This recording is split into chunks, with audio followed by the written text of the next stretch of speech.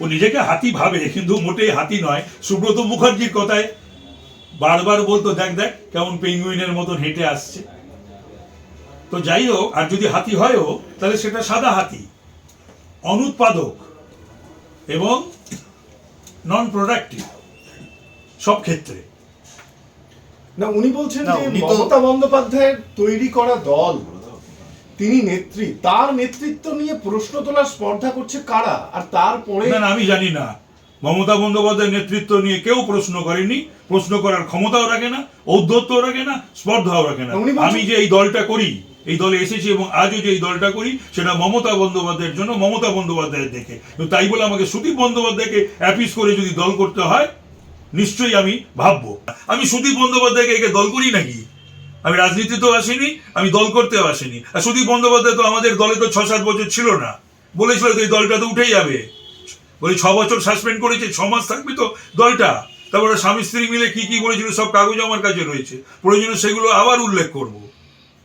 এবং তারপরে আমি তখন সুব্রত মুখার্জির এজেন্ট, দলের কথা এবং দিদির নির্দেশে তখন এই বড়বাজারের এমএলএ কাউন্টিং এজেন্ট ছেড়ে যাওয়ার সময় কি বলতে বলতে গেছিলেন, আমরা চোখের জল ফেলছি, আমি চোখের জল ফেলছি ইলেকশন এজেন্ট হিসাবে। বলছে আমি হেরেছি তো কি হয়েছে, তৃণমূলকে তো হারিয়েছি, সুব্রত মুখার্জিকে তো হারিয়েছি, তার কথা আমায় শুনতে হবে, তার জ্ঞান আমায় শুনতে হবে।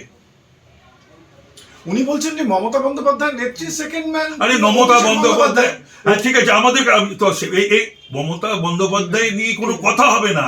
মমতা বন্দ্যোপাধ্যায়ের দল, মমতা বন্দ্যোপাধ্যায়ের প্রতিষ্ঠাতা, মমতা বন্দ্যোপাধ্যায় জোড়া ফুল শুধু সিম্বল নয় আমাদের, মমতা বন্দ্যোপাধ্যায়ের যে ছবি মুখটা সেটাও আমাদের সিম্বল। আমিও যতবার এই দলে জিতে এসেছি বা দাঁড়িয়েছি, ততবার আমি মমতা বন্দ্যোপাধ্যায়ের মুখকে নিয়েই দাঁড়িয়ে এসেছি, সিম্বল করে দাঁড়িয়ে এসেছি, জিতে এসেছি।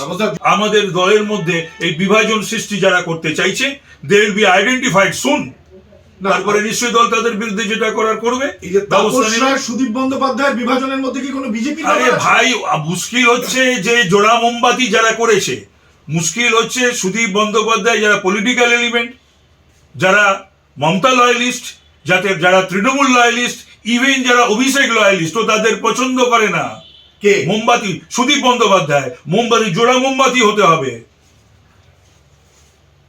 জোড়া মোমবাতি নিয়ে, এবং প্যারালাল একটা ও নিজের মতন করে একটা উত্তর কলকাতাতে 7টা ওয়ার্ডে আমাকে ডাকবে না বলে কাউন্সিলরদের এবং জেলা ওয়ার্ড সভাপতিদের সবাইকে নিষেধ করে দেয়, বলে দেয়।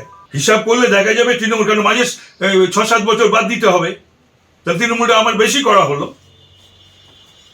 উনি বলছেন যে ব্যাস হয়ে গেল। আর না, আর উনি বলছেন ছাড়ো তো।